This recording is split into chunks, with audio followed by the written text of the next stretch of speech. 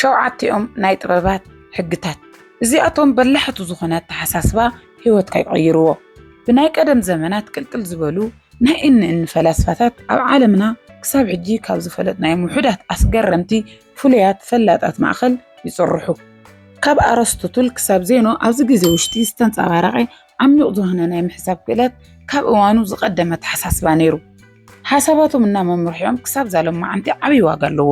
ስለዝኾነ ናይ ኣተሓሳስባ መድረኽ ንምዕባይ ልዑል ንምግባር እዞም ሸውዓተ ናይ ጠባያት ሕግታት ብጽሞና ስምዕዎም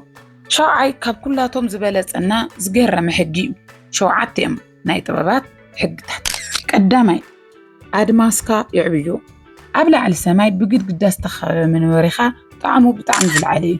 ካብ ኣድማስ ሓሊፍካ ዘሎ ዝፈልጥዎ ካብ ምቹእነት ቦትኦምና ካብ ገዝኦም ምውፃእ ዝደፍሩ ጥራሕ እዮም ኣከባቢኻ ምልዋጥ ኣተሓሳስባ ክልወጥ ይኽእል እዩ ሲንካ ከም ዝተዛረቦ ሰማይ ዘብርሁ ከዋኽብቲ ተዓዘብ ሓደ ወላ ኣብ ሓደ ቦታ ይጸንሑን ዝተመሓየሸ ጥበብና ናይ ግሊ ዕብየት ናይ ብሓቂ እትደሊ እንተኾይንካ ካብ ከባቢኻ ደንበ ክትሓልፍ ይግባአካ እዚ ናይ ካሊእ ቦታ ንምልዋጥ ወይ ንምጓዓዝ ክኸውን ይኽእል ብዝኸርካዮ ቁፅሪ ብዙሕ ትረክብ ስለዚ ኣይትፍራሕ ሓላፍነትካ ንምውሳድ ኣይተድሕርሕር ሓረስታይ ኣሚኑ ኣብ ኢዱ ዝነበረ ዘርኢ ናብ መሬት ይብትኖ ወይ ከዓ ይዞርኦ ጽባሕ ብዙሕ ኮይኑ ከም ዝዓጽሮ ዓብዪ ተስፋ ኣለዎ ምጓዓዙን ኣእምሮኻ ሓድሽ ነገር ንምልማድ ኣይትፍራሕ ዓለም ንስኻ እትፈልጣ ጥራሕ ኣይኮነትን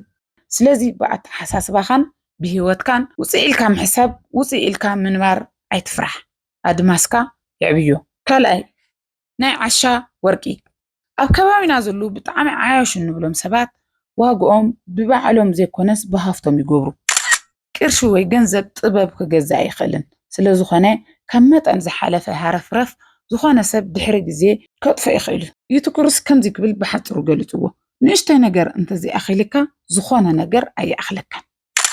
ለጋስነት እና ርህራሄ ብምዕባይ ኣተኩር ገንዘብ ኣብ ውሽጢ ህይወት ናትካ ናይ ህይወት ውፅኢት ዘይኮነስ መሳርሒ ጥራሕ ምዃኑ ኣስተውዕል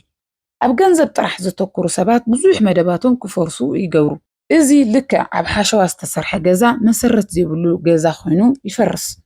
ነዊሕ ዕድመ እውን ኣይገብርን ስለዚ ናይ ዓሻ ወርቂ ድለይዎ ወይ ከዓ ኣርሕቕዎ ከተዕብይዎ ዘለኩም ዋጋኹም ብዘኽብሮ ብናይ ባዕልኹም መንነት ይዕብዩ ንስኻትኩም ሰባት ኢኹም ንስኻትኩም ዝተኸበርኩምኹም ስለዚ ዋጋኹም ኮነ ናይ ሰባት ዋጋ ብቁሳዊ ነገራት ኣይትለክዑ ሳልሳይ እትቋጻጸርዎ ነገር ፍለጡ ማርክስ ኤርለስ ሓደ እዋን ኣብ ምድሪ ብጣዕሚ ሓያል ሰብ ነይሩ እዚ ኮይኑ ሓደ እዋን ከምዚ ኢሉ ነይሩ ኣብ ኣእምሮኻ ስልጣን ኣለካ ኣብ ደጋዊ ኩነታት ዘይኮነ እዚ እንተተረዲእኻ ምርታዕኻ ትረክብ ክብል ተሰሚዑ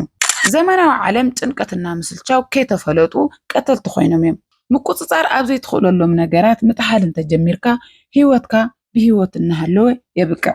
ሓቀኛ ዕብየት ክትረክብ እንተደሊኻ ዘይትኽእሎ ተቐበል እሞ ሓይልኻን ትኹረትካን ምልዋጥ ኣብ ትኽእሎ ጥራሕ ግበር ኩሉ ግዜ ፀገም እንትበፅሐካ ብሰለስተ ነገራት ረእዩ ብመጀመርያ ምምዕርራይ ይኽእል ዶ ካልኣይ ምምዕርራይ ኣይከኣልን ዶ ሳልሳይ ግዜ ይፈትሖ ዶ እንታይ ደኣ ካብ ሰለስቲኦም ናይ መጀመርያ ጥራሕ እንተኾይንካ ዝተፈጠረ ፀገም ንምፍታሕ ስጉም ውሰድ ካልኣይ እንተኾይንካ ግን ካብ ቁፅፅርካ ንላዕሊ እሞ ምግዳፍ ተምሃር ምራን ካብ ኢድካ ንምውፃእ እናሕመመካ እንተኾይኑ ስደዶ ቀስ ብቐስ ምስ ልሓልሐ ምስዳዶ ይተርፍን ስለዚ ከም ሓደ በሊሕ ሰብ እትቋጻጸሮና ዘይትቋጻጸሮ ነገር ፍለ ረብዓይ ለጋስነት ይቁፀር እዩ ናይ ለጋስነት ዓቕሚ ዘለዎም ብጣዕሚ ጠንካራታትና በላሕቲ ሰባት ጥራዮም ንእሽተይ ካቶ ምዝራብ ዝጅምሮ ዘረባይ ካብ ስቕታይ ዝሓሸ ኮይኑ እንተፈሊጠ የኽብል ተዛሪቡ ንኻልኦት ለጋስ ንምዃን ውሽጣዊ ምስትውዓል ይሓትት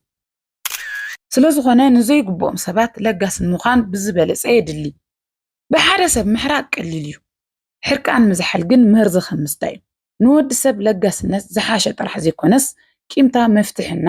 ህይወት ናይ ምቕላል ጥበብ ዝተመልኦ መንገዲ እዩ ለጋስነት ናይ ልቢ ጉዳይ እዩ ለጋስነት ሰባት ዝገብሮ ንኽገብሩ ንምርኣይ ዘይኮነስ ካብ ልቢ ዝፈልፈለ ፍቕሪ እዩ ናይ ለጋስነት ሚዛን እትገብርዎ ነገር መጠን ዘይኮነስ እትገብርዎ ልቢ ለጋስነት ከዓ ናብ ባዕልኻ ይምለስ ልክዕ ከምቲ ጌጋ ኩሉ ለጋስነትን ጌጋታትን ዘርኢ እዮም ሕዲት ዘርኢ ጽባሕ ብብዙሕ ተዓጽድዎ ስለዚ ካብ ኩሎም ዝዓበየ ለጋስነት ከዓ ፍርዩ ብዙሕና ይዕጋብ እዩ ስለዚ ለጋስነት ተለማመዱ እዚ ካብ ጥበባት ሕጊ ማእኸል እቲ ዋና እዩ ለጋስ ልቢ እንተሃሊኩም ነዚ ቪድዮ ላይክ ይግበሩ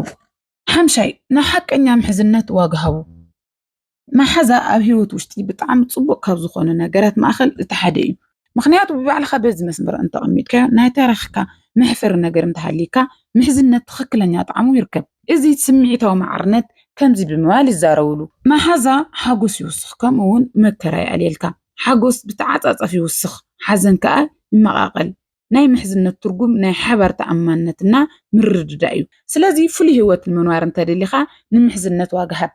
ከምኡውን እምነት ከተንብረሎም ትኽእል ሰባት ኣተኩር ምሕዝነት ብኡ ልክዕ ናይ ምውርራስና ናይ ምምሳል ሕጊ እዩ ምሕዝነት ተጠንቂቕካ እንተዘይመሪፅካ ኣብ ሓደጋ ትውድቕ ምክንያቱ ካራ ንኻራ ከም ዝስሕሎ ማሓዛ ንማሓዛ ይስሕሉ እሞ ንስኻ ናይ ሓሙሽተ ማሓዝትካ ውፅኢት ኢኻ ይበሃል እዚ ብሓደ ሸነኹ ሓቂ እዩ ሰብ ዝመስሎ ኣብ ከባቢኡ መንደሩ ዝዓበየሉና ዝውዕለሉ እዩ ስለዚ ኣስተውዕል ማሓዝትካ ብምስትውዓል ምረፅ ኣብ ተመሳሳሊ ራእይ ሓሳብ ዘለዎም ሰባት ተቐራረብ ንምሕዝነት ዋጋ ክፈል ናይ ምሕዝነት ዋጋ ተረዳእ ሻድሻይ ጥዑይ ኣእምሮ ኣብ ዝኾነ ይኹን ቦታ ኣብ ዘመናዊ ከተማ እትነብር እንተኾይንካ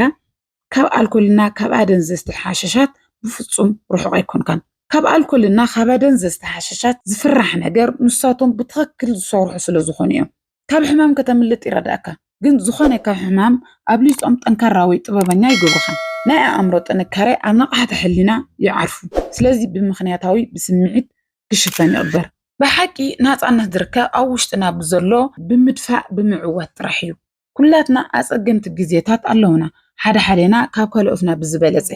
ነገር ግን እዞም ግዜታት ብትኽክለኛ መንገዲ ብምድፋእ ብዓወት ብውሽጥኻን ብጥበብና ብጥንካሬ ክፍጠሩ ምግባር ትኽእሉ ኢኹም ናይ መስተና ናይ ወልፊ ብኻሊእ ወገን ዓበይቲ ጉድኣታት ምስኣቶም ተኣሳሲሮም ካብ ኣካል ንላዕሊ ምስ ኣእምሮና ብምዃኖም እዩ ብቀጥታ ናይ ሰብ ምሕሳብ ምግንዛብ ምስትውዓል ናይ ውሳነ ብቕዓት ተጽዕኖ ይሕድሩ ናይ ሰብ ነፍሲ ወይ ከዓ ሰውነት ካብ እንስሳት ዝፍለየሉ ጠባይ ዋና ንሳይነስና ንኻልኦት ዝኸበዶ ነገር ናይ ኣእምሮና ናይ ሓንጎልና ኣፈጣጥራ እዩ ሓንጎል ብረቂቕ ብዝገርም ቅልጡፍ ኣሰራርሓ ንሰውነትና ትእዛዝ ዘመሓላልፍ እዩ ስለዚ እዞም ኣሸገርቲ ወልፍታት ብቐጥታ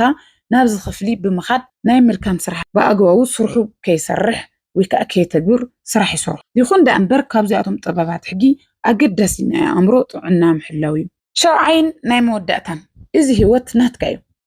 ህይወት ናትካ እዩ ሓላፍነት ከም ዝኾነ ኣብ ተቐበልካሉ ወዝቢ ማንም ከድሕነካ ከም ዘይመጽእ ኣብ ህይወትካ ዝተፈጠረ ዝኾነ ዓይነት ኩነታት ማንም ተሓታቲ ከም ዘይኾን ምግንዛብ ትጅምር እዚ ህይወትካ ብዝተፈለየ መልክዕ ክትርዳእ የገድደካ ናይ ህይወትካ ዓብይ ዓወት ንባዕልኻ ምሽናፍ እዩ ብባዕልኻ ምሽናፍ ካብ ኩሎም ንላዕሊ መሕፈርና ኣነዋር ነገር እዩ ነገራት ብዝተሰሓሓተ መንገዲ ክኸዱ ይኽእሉ ይኹን ዳ እምበር ነዚ ሰባት ምውቃስና ናብ ሰባት ምልኻኽ ወይ ምኽንያታዊ ምፍጣር ናትካ ናይ ኣተሓሳስባ ኩነታት ይምርዞ ሰባት በብገዝኦም ኮፍ ኢሎም ዝቐርቡ ናታቶም ህይወት ካልኦት ተሓተቲ እናገበሩ ስለ ዝኾኑ እዮም ወዲ ሰብ እንተደልዩ ተኣምረኛ እዩ እንተደልዩ ከዓ ሰበበኛ እዩ ሰባት ናይ ባዕሎም ሓላፍነት እንተተረኪቦም ዕድል ካብ ምጽባይ ዕድል ምፍጣር ይጅምሩ ሰባት ህይወቶም ኣሚኖም እንተተቐቢሎም ንዓወትን ንውድቀትን ዝኾነ ጥንኩር ስነ ልቦና ይዕብዩ ስለዚ ካብ ኩሎም ዝበለፀ ሕጊ እዚ እዩ ዝተፈጠርካዮ ንባዕልኻ ነፍሲ ተዋሂብካ እዩ ናይ ካልእ ህይወት ነፍሲ ኣይትወድእ